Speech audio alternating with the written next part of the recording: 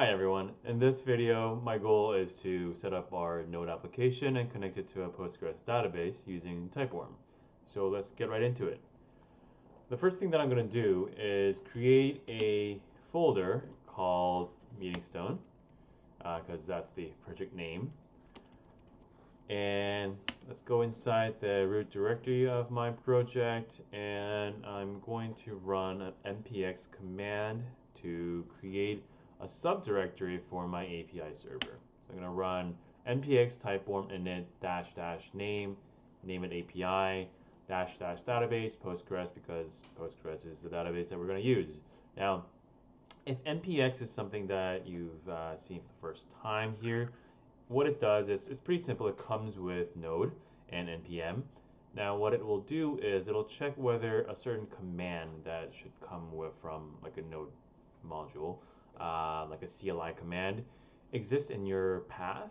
If it does, it'll run it from there. If it doesn't, it'll actually download it and then run it, right? So essentially TypeORM, the library, comes with a CLI. So if I had installed TypeORM, the CLI, onto my local machine globally, I should have been able to do it like this. But I did not, so I'm using npx to basically check if it's installed globally. If it's not, run this command by downloading it, right? And if you haven't checked Create React Apps official documentation recently, you might have missed this. So if you actually have Create React App globally installed in your machine, they no longer recommend you do that. In fact, they will go as far as telling you to uninstall it. And whenever you create a new React app, use npx instead. I think the reason is because this way you will be able to run these commands with the library at its latest version. Right? So that's what we're doing here. We're doing npx typeorm init. Now after doing that, we have a folder called API. Let's go inside of it, and I'm going to open up my code editor, and I'm going to run my terminal from here from now on. If you take a look at the package.json, let's first install everything here. Excuse me. And the next thing that I'm going to do is actually upgrade -l. Now what this will do is it will basically look at your package.json and try to bump up its version to the latest. So you'll notice that it changed. I'll go over some of these dependencies very briefly. PG is for Postgres. TypeORM is the main, the ORM library that we're using. And TypeScript, for those who are new to it, it's a typed superset of JavaScript. So we need to compile our TypeScript code down into JavaScript because Node does not understand TypeScript. It understands JavaScript. And this library allows us to do that. What tsnode does is pretty much kind of does the compiling in the background. So instead of doing something like this, if without tsnode, we would have had to compile our TypeScript code into JavaScript code and then run Node. But what tsnode allows us to do is essentially do something along the lines of this. Hopefully that makes sense. The other thing that we have here is a dependency, dev dependency, that looks like @types/node. Now, TypeScript, when you're using any library, if it's not written in TypeScript, it requires you to have type definitions, or it always requires you to have type definitions. But for those libraries that are not written in JavaScript, there are usually another module for just the type definitions for that library. So that's what we are doing here. Okay, so we have the basic stuff set up. Okay, we're not gonna actually commit yet. The next thing that I want to take a look at would be our tsconfig. So this is a tsconfig, so TypeScript configuration file that comes with the scaffolding of TypeORM. I'm just going to change it to what I use often. It's simply slightly stricter than before. The next thing that I'm going to do is okay, so let's create our database that we will connect to first. So let's go to PSQL. We're going to create base, call it, what should I call it? I'm calling this project Meeting Stone, so let's just call it that. Cool. So I'm just going to connect to it just to make sure that it's there very well. There are no relations yet, so all is well. But from now on, I will likely use a GUI for this for the most part. I like using Postico, and there it is, Meeting Stone. It's a Mac app, OS X app that allows you to connect to Postgres databases, and you can just do a lot of things to the database in a GUI. Now, if you're not on a Mac, if you're on a Windows machine, unfortunately Postico does not have a Windows version. You would have to use something else like PGAdmin and such, which I'm not particularly a fan of, but oh well. Right, so that's that. And if we were to take a look at our ormconfig.json, so this file is basically where you would configure your connection to your Postgres database. Right? So you'll notice things like port, username, password, and so on and so forth. Right? And this is a file that TypeORM and run will try to find and get all the configuration from, and then try to connect to your database. Right? We will change it though from what comes with the scaffolding to what I have here. The biggest difference that you'll notice here is that this right now is just one object, but what I have is an array of 3 objects.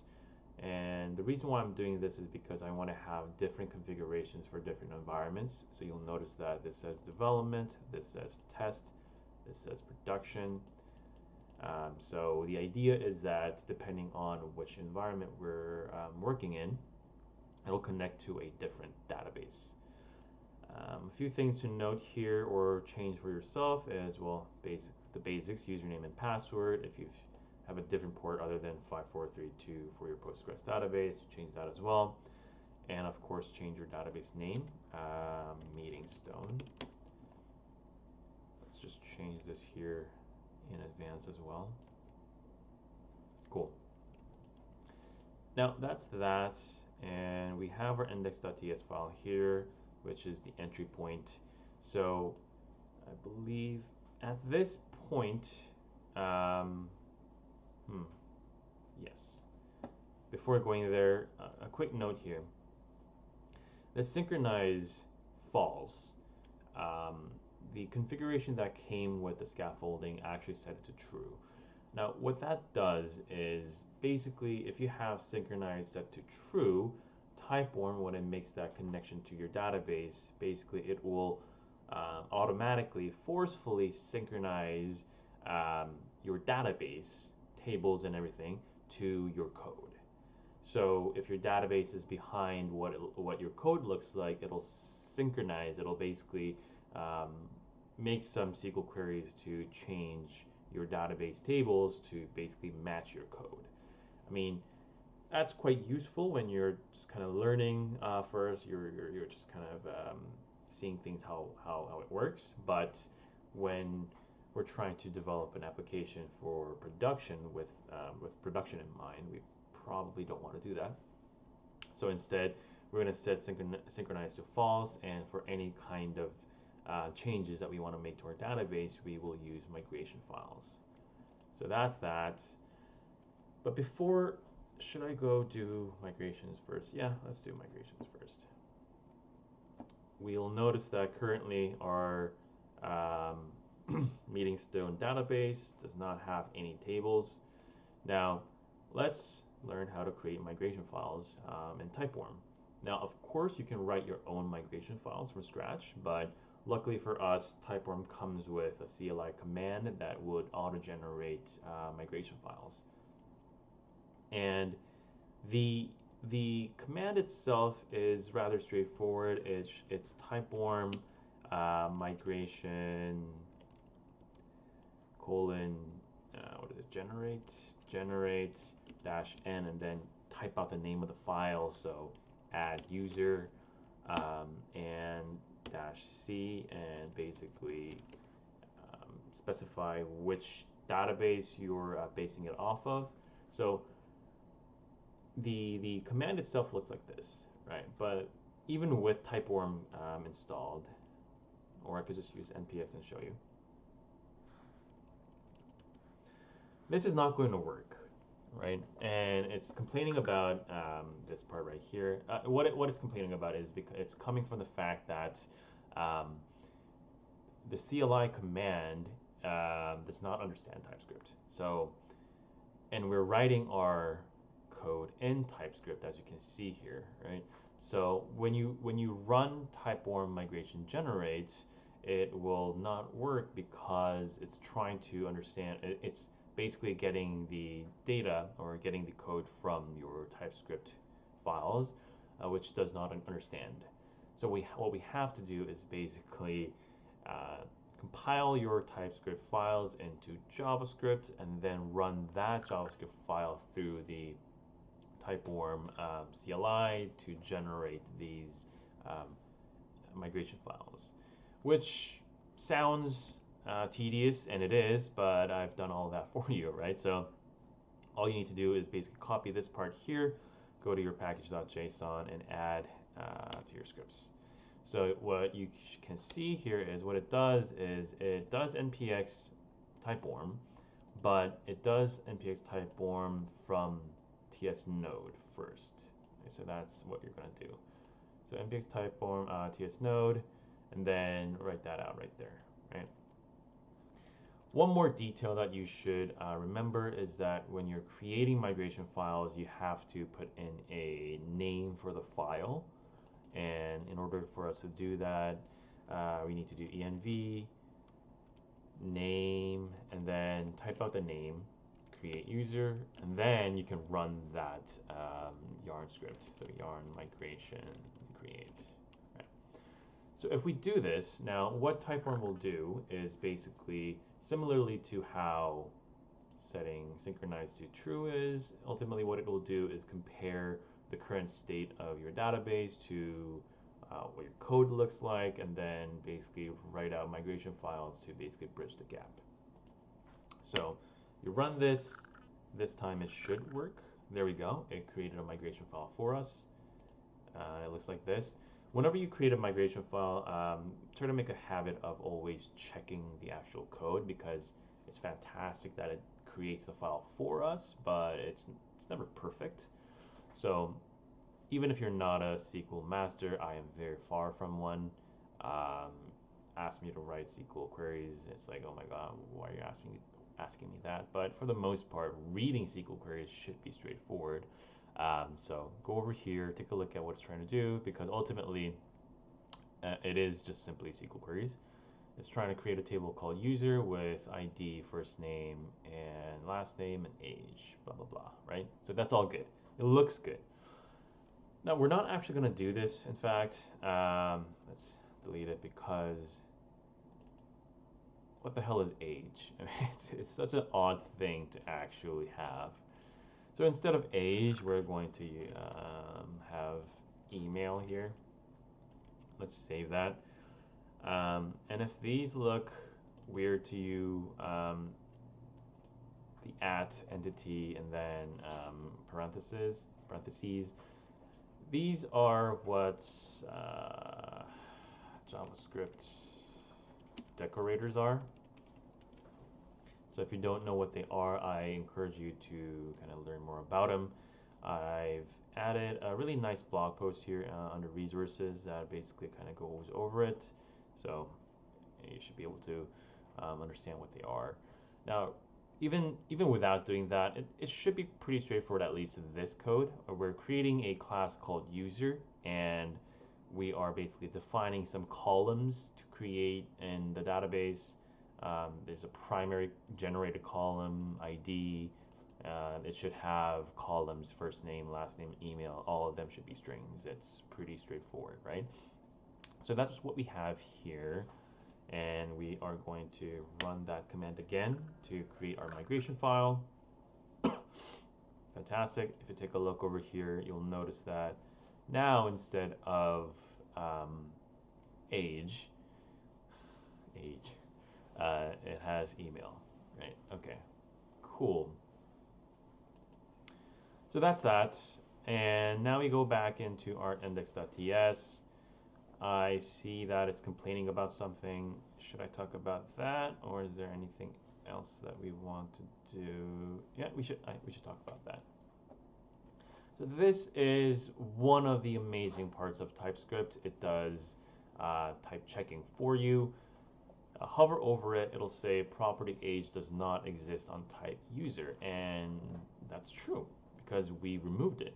Now we have another property called email, right? So if we were to change this to email, now it's also going to complain because, well, we're trying to save a number into a property that should be a string.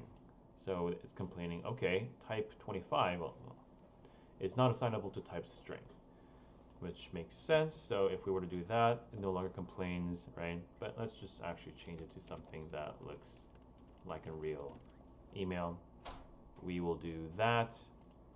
And from here, we can actually try running it, but it will not work.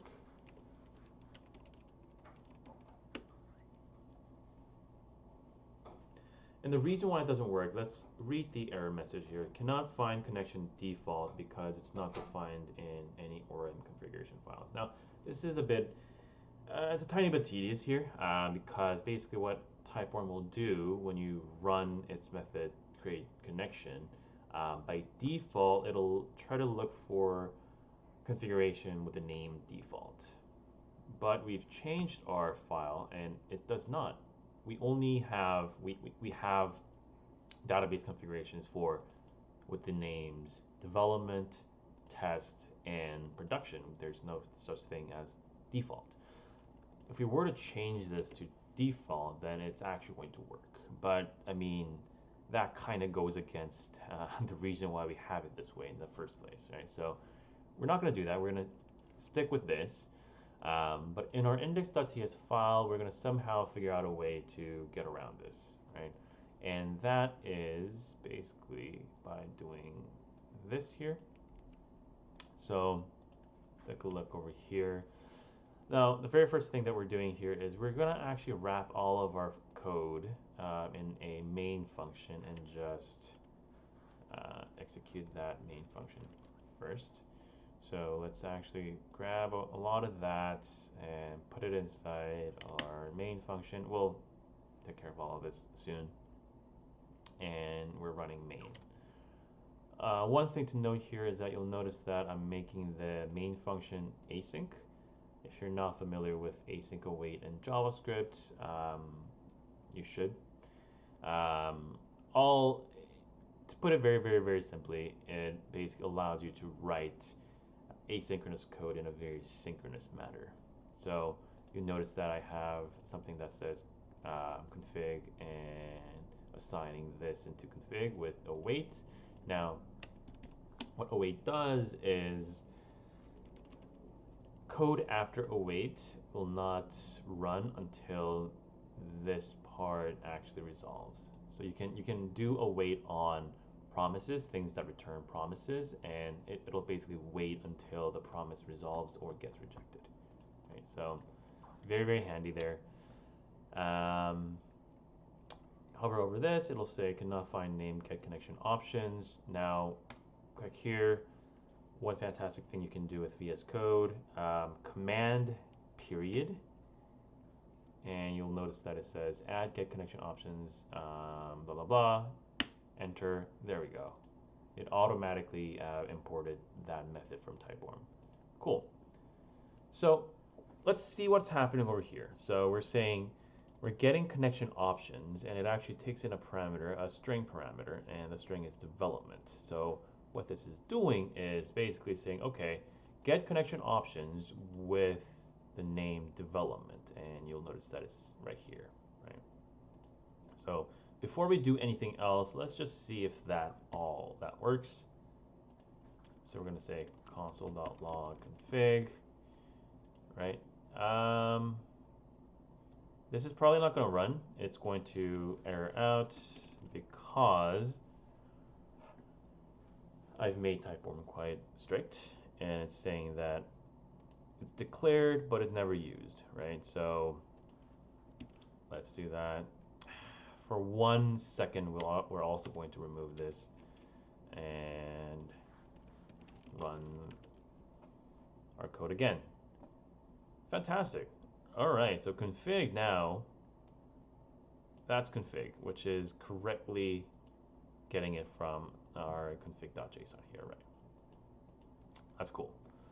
So let's do that again. We'll keep this actually commented out. We'll uncomment this. So now what we need to do here is that, well, we know that if we give our create connection method our config object, it's still not going to run correctly. We're gonna get the same exact, oh, we haven't saved. All right, let's save that. It's going to give us the same exact error message, I believe.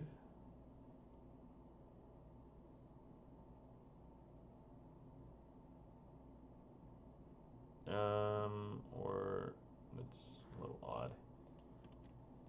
All right, well, let's just do this to begin. Basically, that looks like this, right? And yet, when we run create connection, oftentimes it'll still look for name default, which does not exist. So we're just basically forcing our configuration to have the name default. So if we do it this way later on, ultimately, even if config that we get, the config object that we get from await get connection options, actually, whether that's development, test, or production, it'll always be forced to have name default right when we actually try to create the connection here. So that's what we're doing here, and then we're saying, okay, then we're going to run migrations once the connection has been actually built. Cool. So that's what we're going to do here, but I'm actually going to change a few things. Let's say use await again, right? So we're going to say, let's say PSQL connection, right, is again await, create this whole thing. So now we don't need to do .then, and right here we'll say PSQL connection dot run migrations, right? And we'll also await here as well, and remove that. And let's see, let's just say all good. If everything goes well, it should be all good. All right, and let's see if actually our migrations did run. We go back over here, refresh, there we go, fantastic. Now we have a user table with first name, last name, and email. Okay, fantastic. But if you're like me, doing something like this should make you feel a little uneasy, right? Because again, it goes against what we're trying to do in the first place. We're trying to make it so that depending on the node environment, we connect to different databases, right? This, we're actually hard coding the connection to the development database, which doesn't make much sense. So to make it so that we can do different databases, we're going to add another script to package.json, right? So all this is doing, instead of from now running yarn start, we're going to run yarn dev. All it's doing is doing yarn start, but with an added environment variable, node and env as development. So if we do that, all that's really doing is, let's take a look here, console.log, what is it, process.env.node env. And if we do that, if we do yarn start, it's going to be undefined, right? Because it is undefined. However, if you do yarn dev in our development environment, it should be development, right? And so with that being said, what we're going to do here is instead of hard coding that string, we're going to do that. So it should still work as is. However, now we are making it so that we can connect to the test database and the production database depending on the environment. Cool, all is good. Now that this is all working, let's actually try to do what the code was trying to do over here, right? Okay. So let's create a new. Oh, what the hell am I doing? Okay, there. New user, right? And we can also just pass in what the user will look like this way. So what we need to do is first name is going to be, let's say, John. Can't even type. And as you're doing this, it's going to complain because it's saying that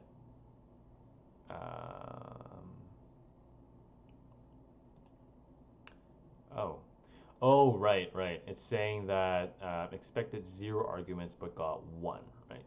So it's like, hey, you can't do new user with an argument going inside because it shouldn't have an argument, right? But that's because right here in our user.ts, it's just a class called user. We can extend it as the base entity. Now what base entity does is, without base entity, this class here is, it'll only be useful for us in terms of actually as connection to the database.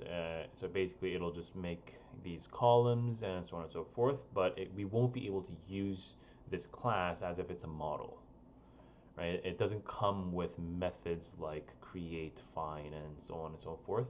However, we can very easily just extend the base entity class, and this way it will no longer it'll complain in a different way, I'm pretty sure. Huh. That is odd. Well, let's see. Let's try everything first and then see if it still complains. First name, last name, Doe, and then email is going to be John, or just email at email.com. Really, that's rather odd.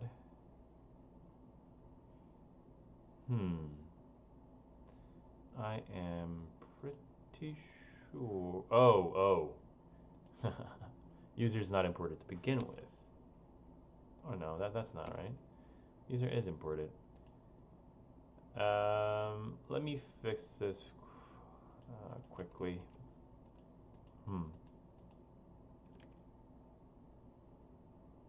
Oh, right.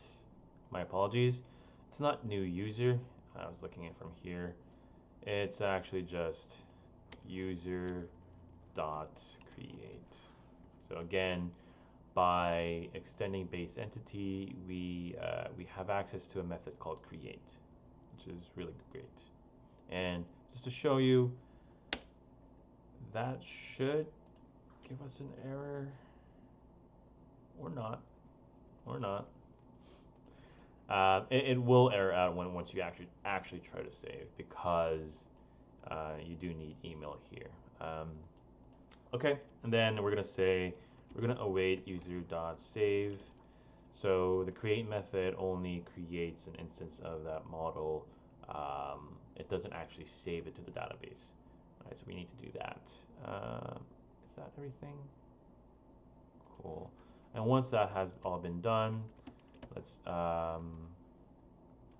console log user instead of that, and Running migrations should be done right after the connection has been established. Cool. All right. So go here, refresh.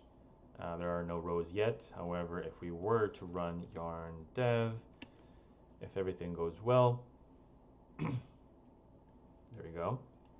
It should have saved it inside the database. Fantastic, John Doe. All right, very cool. Now, if you run it again, I am pretty sure it will create another one, right? So one more thing that we're gonna do here is let's just delete it for now. Right. So if you refresh, there are no rows. We go to user.ts, and inside here we're going to say unique is true. So for our user, no two users can have the same email. That's what we probably want. So let's see what happens if we do yarn dev. Before we ran yarn dev, there were no user with the email@email.com. So it should work, and it seems like it does. Go over here, refresh, it works as intended. However, now if we run this again and we try to create a user and save a user with the same email, it should not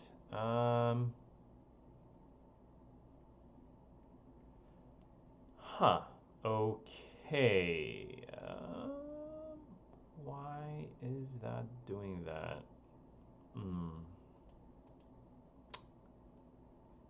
Let me TypeORM unique.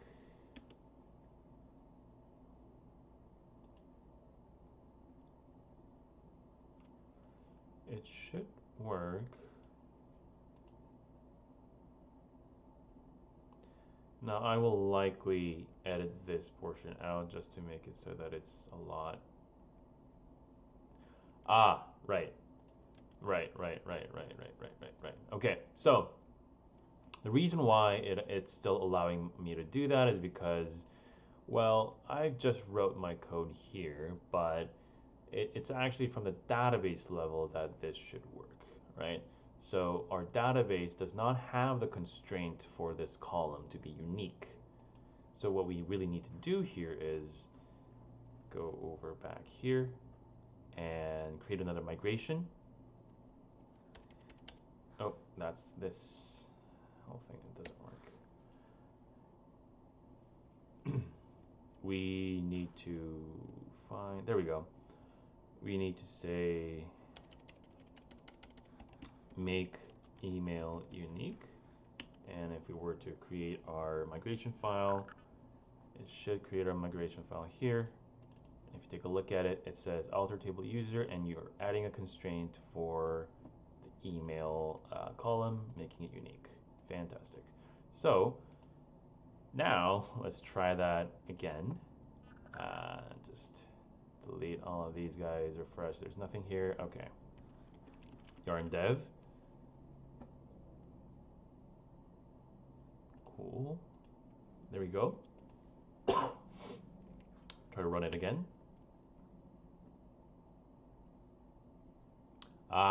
Finally, yes. Duplicate key area, key value vol unique constraint. There you go. Fantastic. That's actually exactly what we want.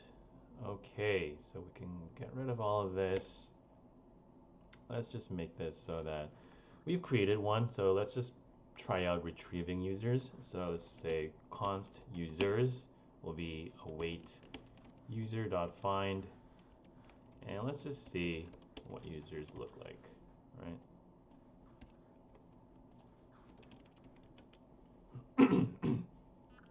Excuse me. All right, it's an array with one user inside of it, right? So we can do something like users.length. If that is 0, meaning that there are no users present, then we can try to create a user here, right? Go down there. Yeah.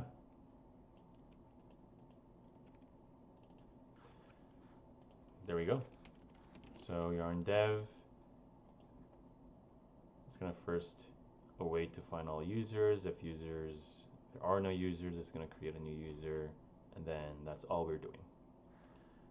All right, cool. So that's it for this video. In the next video, my plan is to add Apollo to actually start getting a server running, and also use Apollo client in our React application. All right, until then.